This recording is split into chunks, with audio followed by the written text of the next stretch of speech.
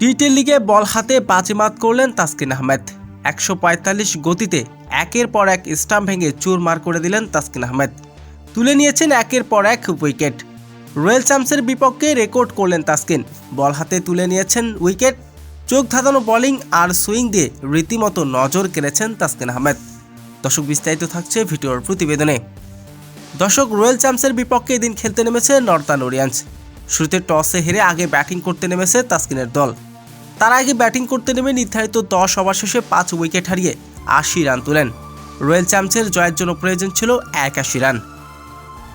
সে রানের জবাবে ব্যাটিং করতে নেমে শুরু থেকে ভালো খেলেন সাকিবের দল। তবে দ্বিতীয় ওভারে বল হাতে আসেন তাসকিন আহমেদ। শুরু থেকেই বল হাতে তাসকিন আহমেদ রয়্যাল চ্যাম্পসের ব্যাটারদের চাপে ধরে রাখেন। ১৪৫ গতিতে পরাস্ত হয় ব্যাটার, আর একের পর এক স্টাম্প ভেঙে তুলে নিয়েছেন গুরুত্বপূর্ণ উইকেট। বল হাতে রীতিমতো নজর কেড়েছেন তাসকিন আহমেদ।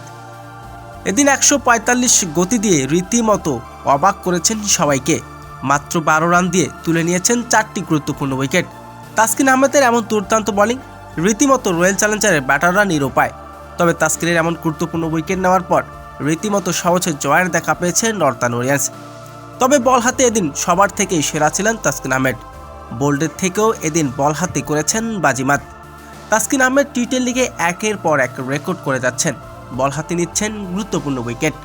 দর্শক, তাসকিন আহমেদের এমন বিধ্বংসী বোলিং আপনার কেমন লেগেছে দর্শক জানিয়ে দিন আপনার মূল্যবান মতামতটি।